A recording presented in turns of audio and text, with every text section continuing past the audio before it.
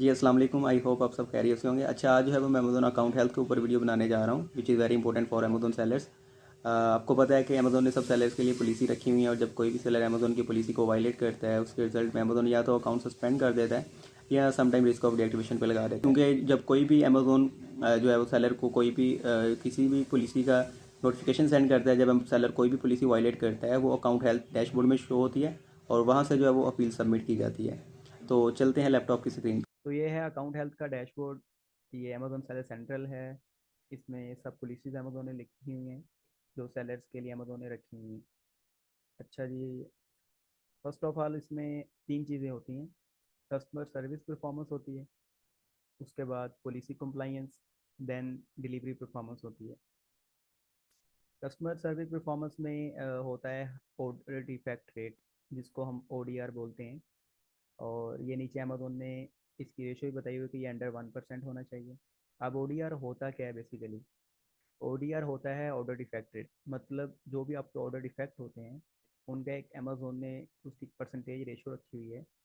और अगर उससे आपका ओडीआर हाई होगा तो आपका जो अकाउंट है वो रिस्क ऑफ डीएक्टिवेशन पे चला जाता है, और समटाइम अमेजोन सस्पेंड भी कर देता है अगर आप इसको कंट्रोल ना करें तो।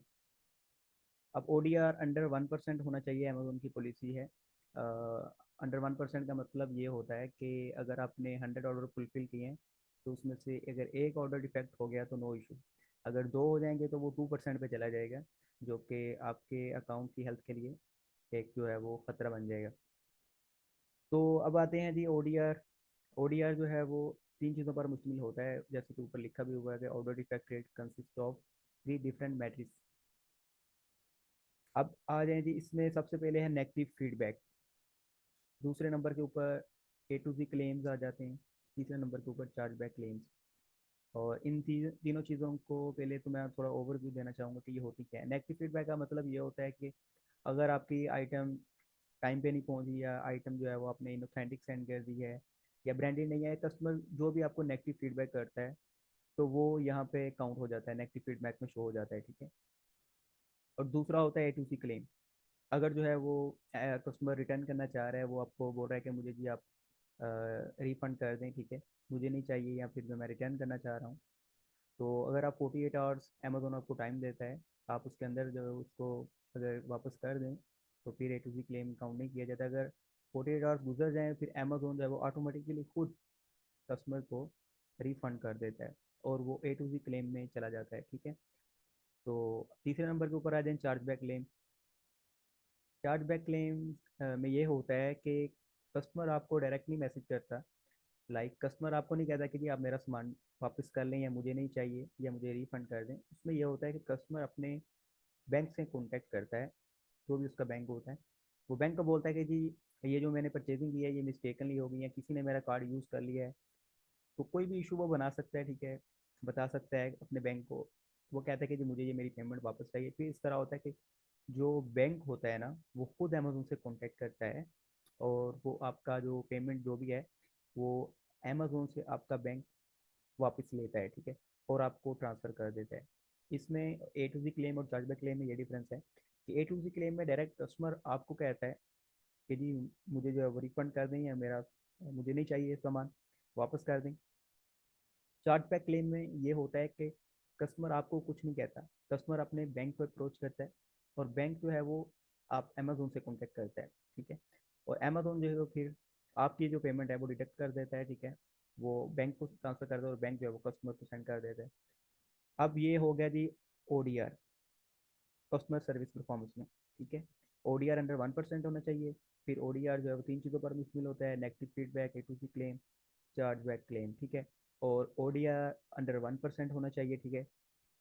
अंडर 1% का मतलब जैसे आपको मैं ऑलरेडी बता चुका हूँ कि अगर 100 ऑर्डर आपने फुलफिल किए हैं 100, उसमें से एक डिफेक्ट हो जाए तो नो इशू, दो होंगे तो 2% पे चला जाएगा, तो आपका ओडीआर हाई हो जाएगा, ठीक है। अब आ जाए जी पॉलिसी कंप्लायंस की तरफ। ये कुछ पॉलिसीज अमेजोन ने अमेजोन सेलर्स के लिए रखी हुई हैं, जिनको फॉलो करना बहुत ज़रूरी है। अगर कोई भी सेलर इस पॉलिसी इनमें से किसी भी पॉलिसी को वायलेट करता है तो वो आपका अकाउंट सस्पेंड भी हो सकता है, उससे आपके अकाउंट की हेल्थ रिस्क पे जा सकती है। अब आ जाइए इसमें वन बाय वन मैं आपको बताता हूँ। पॉलिसी कॉम्प्लाइंस में सस्पेक्टेड इंटेलेक्चुअल प्रॉपर्टी वायलेशन है, और उसके बाद जो है वो रिसीव इंटेलेक्चुअल प्रॉपर्टी कंप्लेंट्स, और उसके अलावा प्रोडक्ट हैंडसिटी customer complaints, product condition customer complaints. अच्छा, मैं आपको थोड़ा सा इसका बता भी देता हूँ। सस्पेक्टेड इंटेलेक्चुअल प्रॉपर्टी वायलेशन ये होती है कि समटाइम अमेजोन को लगता है कि जो आपने लिस्टिंग की है वो लाइक किसी का आपने ब्रांड नेम यूज़ कर लिया है, किसी का लोगो, या किसी का कुछ भी कॉपी किया है, टाइटल जो भी A to Z लिस्टिंग, ठीक है। तो अमेजोन जो है वो आपको मैसेज करता है कि जी आपने ये फलां फलां लिस्टिंग है, इसके ऊपर आपने सस्पेक्टेड इंटेलेक्चुअल प्रॉपर्टी वायलेशन की है, हमें इसका जो है प्रूफ दें, ठीक है, कि जो है वो आपने अगर वाकई में किया है तो या नहीं किया। अब आ जाए रिसीव्ड इंटेलेक्चुअल प्रॉपर्टी कंप्लेंट्स, ये आती है राइट ओनर की तरफ से। सस्पेक्टेड में होता है कि अमेजोन को अगर कोई शक पड़े तो अमेजोन आपको जो है वो ये वायलेशंस लगा देता है और सेंड कर देता है, बता देता है कि जी आपने ये ट्रेडमार्क किसी का यूज़ किया है, या कॉपीराइट का, या पेटेंट का इशू है, ठीक है, काउंटरफिट जो भी है। रिसीव्ड इंटेलेक्चुअल प्रॉपर्टी कंप्लेंट्स में ये होता है कि राइट ओनर जो है वो कंप्लेन करता है अमेजोन को, और अमेजोन डायरेक्ट आपको कंप्लेन करता है, मीन्स ये राइट ओनर की तरफ से आती है सेलर को। उसमें यह होता है कि राइट ओनर कहता है कि ये इसने विदाउट परमिशन जो है वो मेरा ब्रांड नेम यूज़ कर लिया, या मेरा लोगो यूज़ कर लिया, या मेरा टाइटल कॉपी कर लिया है, कुछ भी वो इशू बना सकता है, ठीक है। तो ये होगी रिसीव्ड इंटेलेक्चुअल प्रॉपर्टी कंप्लेंट्स। उसके बाद प्रोडक्ट अथेंटिसिटी कस्टमर कंप्लेंट्स आ जाती है। इसमें यह होता है कि जी जो आपने आइटम कस्टमर को सेंड की होती है, वो कस्टमर कंप्लेन कर देता है कि आइटम इसका एक नंबर नहीं है, ऑथेंटिक नहीं है, ठीक है, ब्रांडेड नहीं है, कुछ भी वो इशू बना देता है कि आइटम 2 नंबर है, मुझे फेक मिला है प्रोडक्ट। तो उसमें ये होता है कि आपको अथेंटिसिटी कस्टमर कंप्लेंट्स लग जाती है, ठीक है। और इसकी वजह से भी अमेजोन आपसे जो है वो लास्ट से 65 डेज की इनवाइस रिक्वायर्ड करता है। अगर आप प्रूफ ऑफ अथेंटिसिटी ना दे सकते हैं तो अमेजोन आपका अकाउंट सस्पेंड भी कर देता है। अब नीचे आ जाए प्रोडक्ट कंडीशन कस्टमर कंप्लेंट, ये जो है वो ये भी कस्टमर की तरफ से आती है। अगर कस्टमर कंप्लेन कर दें जी आपका आइटम 2 नंबर है, या आपके आइटम की कंडीशन जो है वो टूटा हुआ आइटम मिला है मुझे, या पैकेजिंग है, कुछ भी इशू बना सकता है कस्टमर, ठीक है, तो वो आपको प्रोडक्ट कंडीशन कस्टमर कंप्लेंट लग जाती है। उसके नीचे आ जाए food and product safety issue, तो ये भी एक कंप्लेंट है, वायलेशन है, ठीक है। ये फूड और प्रोडक्ट के वाले से जो लाइक फूड ग्रॉसरी की प्रोडक्ट्स होती हैं, या फिर जो है वो ये जो गेटेड कैटेगरी है अमेजोन ने रखी हुई है, मेडिसन वगैरह, हेल्थ, और इस तरह की जो कैटेगरीज होती हैं, उसमें ये आ जाता है इशू आपको। उसके बाद लिस्टिंग पॉलिसी वायलेशन है, ये कोई भी लिस्टिंग अगर कोई इशू हो तो वायलेशन यहाँ पे आ सकती है आपको। रेस्ट्रिक्टेड प्रोडक्ट पॉलिसी वायलेशन में ये होता है कि कुछ जो है वो अमेजोन ने रेस्ट्रिक्शंस लगाई हुई हैं, ठीक है, प्रोडक्ट के ऊपर, कि आप जो है वो उसको विदाउट परमिशन सेल नहीं कर सकते, उसके लिए पहले अप्रूवल लेना पड़ता है अमेजोन से, ठीक है। तो वो यहाँ पे वायलेशन अमेजोन शो करवा रहे थे अगर आप करें। और नीचे customer product reviews policy violation आ जाती है। ये इसमें ये होता है कि जो आप जब कोई भी फेक रिव्यू लें, ठीक है, अपनी प्रोडक्ट के ऊपर, उसको रैंक करवाने के लिए मोस्टली सेलर करते हैं कि लोगों को जो है ऑफर करते हैं, ठीक है, या अपनी कम्युनिटी को जो आप हमें रिव्यू दे दें, ठीक है, हमसे प्रोडक्ट परचेज करें अमेजोन के ऊपर जाकर। अगर अमेजोन को शक पड़ जाए, अमेजोन पकड़ ले, तो अमेजोन उसमें customer product review policy violation लगा देता है, ठीक है। और अमेजोन में जो है वो आपको नोटिफिकेशन सेंड करता है, तो बताता है कि जी आपने इस तरह किया है, तो रिव्यू मैनिपुलेशन की है, ठीक है, तो इसके लिए जो है वो हमें फर्दर डिटेल रिक्वायर्ड नहीं, तो इसके लिए मुझे हमें जो है वो फर्दर डिटेल चाहिए आपसे, तो आप वो प्रोवाइड करते हैं। उसके बाद अदर पॉलिसी वायलेशन आ जाती है, नीचे पॉलिसी वायलेशन वार्निंग वगैरह, इसमें कोई पॉलिसी हो तो आपको शो हो जाती है कोई वार्निंग वगैरह।